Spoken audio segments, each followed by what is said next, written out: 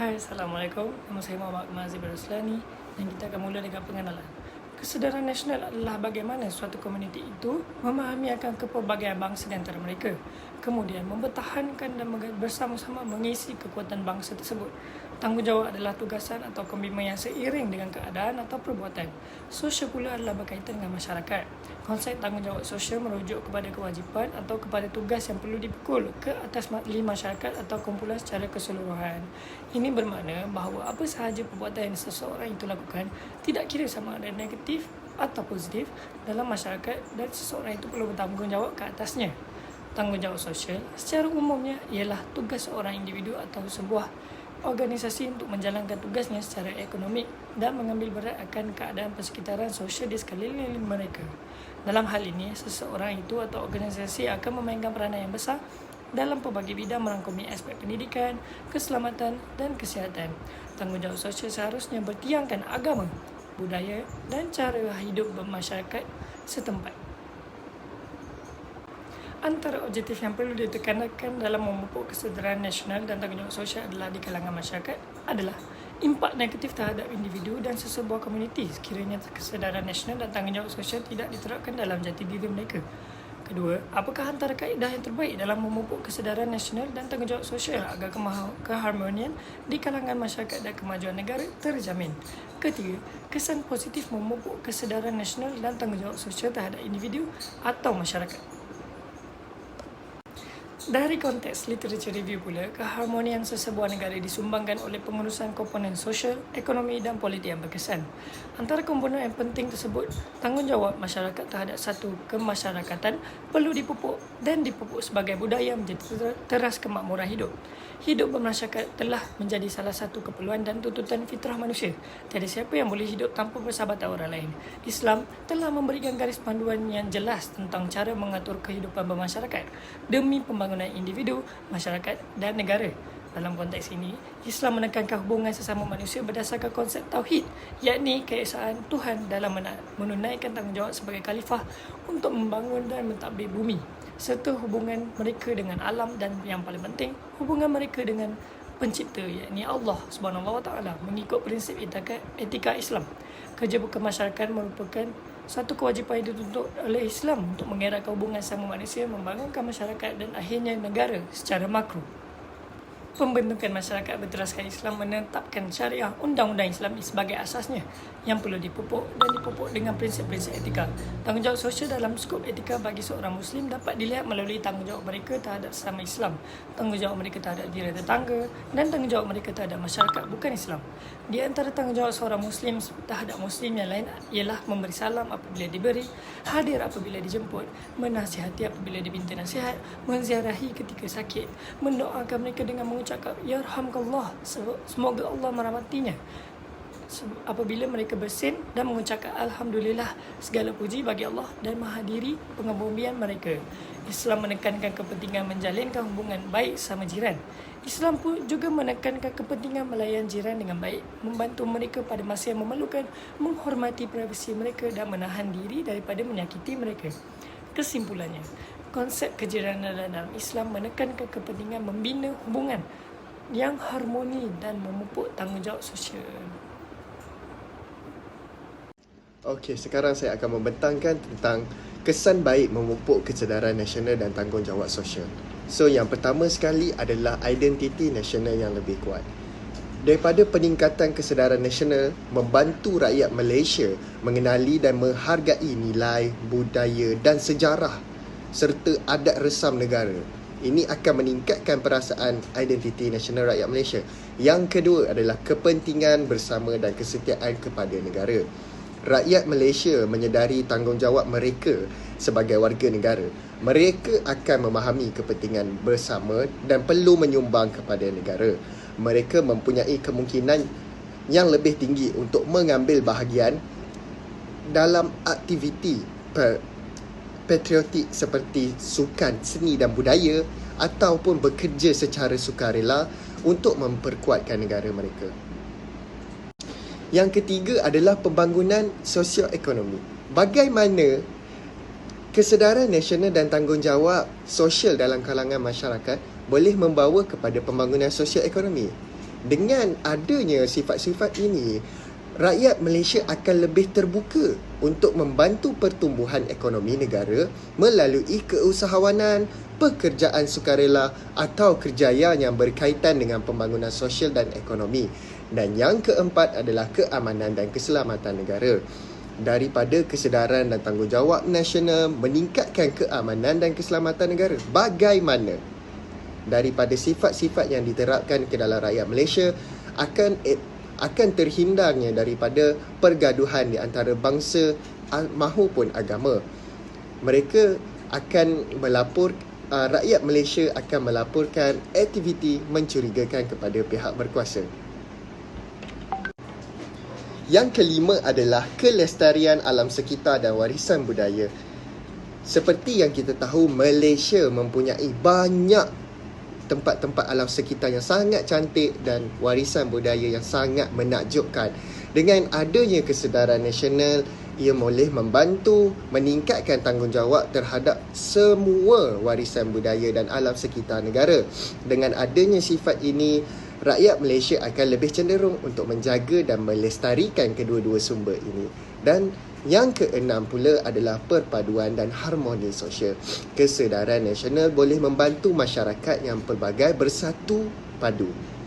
Misalnya, rakyat Malaysia terdiri daripada pelbagai etnik, Melayu, Cina, India dan lain-lain. Masyarakat akan lebih memahami dan menghargai budaya, tradisi dan kepelbagaian etnik di antara satu sama lain. Yang terakhir adalah keharmonian antara agama. Kesedaran nasional juga penting dalam mengekalkan keharmonian antara agama. Kesedaran tentang prinsip keagamaan dan keperluan untuk memahami sesama penganut agama yang berbeza adalah penting dalam masyarakat yang mempunyai banyak penganut agama. Contohnya di Malaysia sendiri, kita terdapat pelbagai agama seperti Islam, Buddha, Kristian dan sebagainya. Dengan adanya kesedaran nasional, rakyat Malaysia dapat bersama-sama menghadiri dalam aktiviti seperti gotong royong bersama-sama walaupun berbeza agama.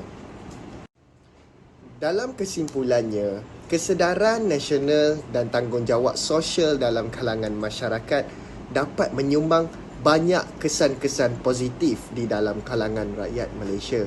Jadi, sama-samalah kita memupuk kesedaran nasional dan tanggungjawab sosial dalam kalangan masyarakat Malaysia.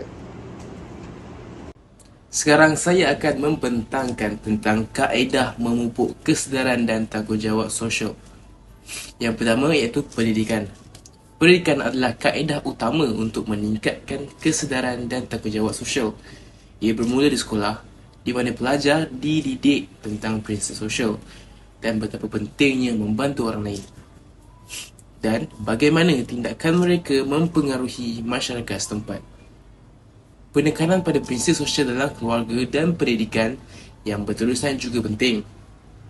Pendidikan mengajar kita cara membantu orang lain, menghormati hak asasi manusia, mengutamakan kepentingan bersama dan mengetahui kesan tindakan kita pada masyarakat setempat. Pendidikan formal juga membantu orang ramai memahami isu sosial seperti kemiskinan, kesenjangan sosial, alam sekitar, kesihatan mental dan hak asasi manusia. Melalui pemahaman ini, orang boleh memahami keperluan masyarakat dan memahami kewajipan mereka untuk menyumbang manfaat kepada masyarakat. Pendidikan dan kesedaran sosial boleh dipelajari melalui pendidikan formal dan tidak formal. Aktiviti luar sekolah seperti kempen kesedaran sosial, bengkel, seminar dan program sukarelawan boleh meningkatkan kesedaran orang ramai dan memberi mereka peluang untuk belajar melalui pengalaman sebenar. Seterusnya, kesedaran dan tanggungjawab sosial bergantung pada membina hubungan yang sihat dengan keluarga, rakan sebaya dan komuniti. Menunjukkan kepedulian dan sokongan kepada mereka yang memerlukan dan berusaha untuk membantu mereka dalam kemahiran sosial dan kehidupan.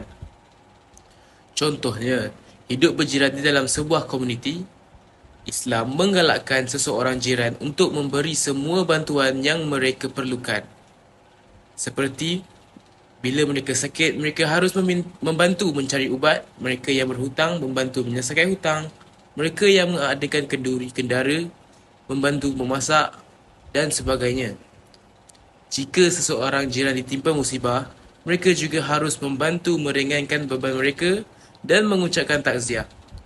Pada masa yang sama, cuba sedaya upaya menasihati jiran untuk sentiasa bersabar. Sebaliknya, sekiranya jiran memperoleh sesuatu yang menggembirakan, jiran yang lain diwajibkan menziarahinya dan mengucapkan tahniah sebagai tanda penghargaan. Kaedah yang ketiga ialah memberi dan menyumbang. Menderma bukan sahaja mempunyai keupayaan untuk membantu individu atau komuniti yang memerlukan, tetapi juga mempunyai keupayaan untuk menyumbang kepada program sosial yang dapat meningkatkan keadaan sosial setempat. Membuat amal dan menderma meningkatkan kesedaran tentang keperluan masyarakat dan mendorong tanggungjawab sosial. Individu boleh merasakan kepuasan membantu orang lain dan menyedari bahawa mereka boleh memberi kesan positif kepada masyarakat dengan menyumbang wang, makanan, pakaian atau sumber daya lain kepada mereka yang memerlukan. Selain itu, amal kebajikan memberikan peluang untuk memahami masalah sosial yang lebih mendalam. Seseorang boleh memahami kesukaran dan keperluan orang dalam komuniti yang memerlukan bantuan apabila mereka terlibat secara langsung dengan mereka. Ini mempunyai keupayaan untuk meningkatkan kesedaran tentang masalah sosial dan mendorong tindakan untuk membantu memperbaiki keadaan sosial. Tambahan pula, melakukan kebajikan dan menyumbang boleh menggalakkan tanggungjawab sosial dalam kalangan orang lain. Seseorang yang menunjukkan sikap dermawan dan menyumbang kepada masyarakat boleh menggalakkan orang lain untuk melakukan perkara yang sama. Ini membantu meningkatkan kesedaran dan tanggungjawab sosial secara kolektif. Menyumbang kepada program atau organisasi derma yang sah dan mempunyai kredibiliti adalah penting. Faktor penting dalam meningkatkan kesedaran dan tanggungjawab sosial adalah memastikan sumbangan digunakan dengan betul untuk membantu masyarakat setempat. Kaedah keempat ialah dengan menggunakan media sosial. Media sosial mempunyai kuasa yang besar untuk mempengaruhi kesedaran sosial dan menyebarkan maklumat. Gunakan media sosial dengan cara yang bertanggungjawab dengan menggalakkan isu sosial yang penting, berkongsi maklumat yang berguna dan menyokong inisiatif sosial yang baik. Jangan lupa untuk menyimak dan memastikan maklumat adalah sah sebelum berkongsi. Untuk menyokong dan mempromosikan inisiatif sosial yang penting, gunakan media sosial untuk berkongsi maklumat tentang kempen, usaha sukarelawan atau aktiviti sosial yang disokong. Menggalakkan masyarakat sekeliling untuk mengambil bahagian dan menyumbang kepada inisiatif ini akan membantu mereka terlibat. Media sosial boleh menjadi alat yang kuat untuk menyebarkan usaha sosial. Akhir sekali, salah satu cara yang berkesan untuk meningkatkan kesedaran dan tanggungjawab sosial ialah menyertai kempen dan forum. Aktiviti ini membolehkan anda berhubung dengan orang lain yang mempunyai minat yang sama dalam isu sosial dan bekerjasama untuk mencapaikan matlamat bersama. Forum dan kempen menawarkan platform di mana orang boleh bertukar pendapat dan pengalaman tentang isu sosial. Anda mempunyai keupayaan untuk menyampaikan idea anda, mendengar pendapat orang lain dan belajar daripada pengalaman orang lain. Ini meningkatkan pemahaman dan kesedaran tentang isu sosial yang sedang berlaku di luar sana. Forum dan kempen membolehkan orang bercakap tentang cara mengatasi isu sosial. Dengan kerjasama orang lain, anda boleh membuat rancangan dan membina komuniti yang komited untuk mengubah dunia. Forum dan kempen membolehkan dan untuk meningkatkan jaringan sosial dan mewujudkan kerjasama dengan orang, organisasi dan komuniti yang berkongsi minat yang sama. Ini memberikan peluang untuk bekerjasama, belajar daripada orang lain dan meningkatkan upaya sosial di antara satu sama lain. Saya akan membentangkan tentang kesan-kesan buruk pada sesebuah masyarakat jika masyarakat tersebut kurangnya daripada segi kesedaran sosial dan tanggungjawab sosial. Jadi kesan buruk yang pertama adalah lahirnya masyarakat yang tidak peduli dengan isu-isu sosial dalam kalangan mereka. Hal ini dapat menjadikan mereka tidak berminat dalam menyertai sebarang program ataupun aktiviti dalam menyelesaikan isu-isu sosial dalam masyarakat, dan ini akan membantutkan perkembangan sosial dalam kalangan masyarakat tersebut. Kesan yang kedua adalah kurangnya penyertaan dalam aktiviti bermasyarakat. Hal ini akan menyebabkan sesebuah masyarakat itu tidak akan berminat untuk menyertai sebarang aktiviti kemasyarakatan yang akan membawa kepada kesatuan masyarakat. So ini akan menjadikan masyarakat tersebut mempunyai ketahanan sosial yang lemah. Jadi jika sesebuah masyarakat tersebut mempunyai ketahanan sosial yang lemah, mereka tidak dapat bertindak balas dalam masa yang singkat jika sesebuah masyarakat itu dilanda satu permasalahan, seperti contoh bencana banjir dan sebagainya. Kesan yang ketiga pula adalah peningkatan jurang sosial dalam kalangan masyarakat. Kurangnya kesedaran sosial dan tanggungjawab sosial dalam sesebuah masyarakat akan menjadikan masyarakat tersebut untuk tidak berasa tanggungjawab untuk menyertai sebarang aktiviti yang mempromosikan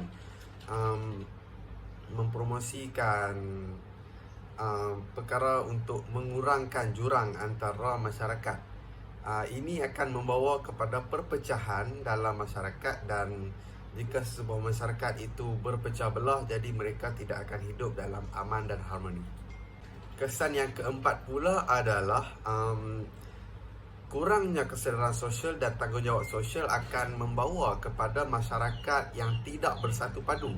Hal ini akan dapat meningkatkan konflik dalam kalangan masyarakat di sesebuah tempat, dan jika hal itu berlaku, ini akan membawa kepada pergaduhan antara masyarakat, terutamanya di antara masyarakat minoriti dan masyarakat majoriti. Jika berlakunya perkara sebegini dalam sesebuah masyarakat, jadi sesebuah masyarakat itu tidak akan dapat hidup dalam suasana bersatu padu, dan hidup mereka juga tidak akan berasa aman dan tidak tenteram. Dan kesan yang kelima adalah kurangnya pemeliharaan alam semula jadi. Seperti contoh, jika sesebuah masyarakat itu tidak mempunyai kesedaran sosial dan tanggungjawab sosial yang mencukupi, mereka tidak akan dapat mengambil keputusan untuk bertindak dalam membanteras isu pembalakan haram. Seperti contoh, jika hal ini terus berlaku, sumber-sumber alam semula jadi seperti sumber air bersih dan kayu kayan akan terjejas. Masyarakat tidak akan dapat akses kepada sumber air bersih selain daripada melalui syarikat air di negeri masing-masing. Dan ini adalah perkara yang tidak baik yang boleh berlaku jika sebuah masyarakat itu didapati kurangnya kesedaran sosial dan tanggungjawab sosial dalam diri mereka. Kesimpulannya adalah setiap lapisan masyarakat adalah amat penting untuk memainkan peranan mereka masing-masing dalam memastikan kesedaran sosial dan tanggungjawab sosial dalam sesebuah masyarakat itu berada pada paras yang mencukupi. Hal ini akan dapat membina sebuah masyarakat yang bersatu padu dan hidup dalam keadaan aman dan harmoni di antara satu dan yang lain. Kesimpulannya, kesedaran nasional dan tanggungjawab sosial memainkan peranan penting dalam mengekalkan keharmonian sesebuah masyarakat. Kesefahaman antarabangsa haruslah dipupuk agar sebarang perselisihan dapat dielakkan dan menghalang kemungkinan akan perpecahan berlaku dalam komuniti. Tampaknya, kesukaran dalam menyelesaikan masalah antara masyarakat dan bertambah akan bertambah dan perkara tersebut akan melambatkan kemajuan dan perkembangan negara. Jurang antara kaum dan status masyarakat juga akan bertambah selari dengan kepelbagaian konflik yang akan timbul. Maka pendidikan yang tulus dan praktikal perlu diterapkan dalam setiap generasi untuk menjamin perpaduan antara kaum dan bangsa. Selain sumbangan, tidak kira dari segi harta atau kudrat, menyertakan penyertaan kempen dan forum juga antara kaedah yang dapat dijalankan sekaligus mengeratkan hubungan sesama masyarakat. Sudah jelas lagi kan bersuluh bahawa kesedaran nasional dan tanggungjawab sosial antara masyarakat memberi kesan yang positif dalam memacu negara ke arah masa depan yang lebih bercerah. Antaranya adalah pengukuhan identiti nasional dapat melahirkan kesetiaan dan kebersamaan dalam negara. Terima kasih.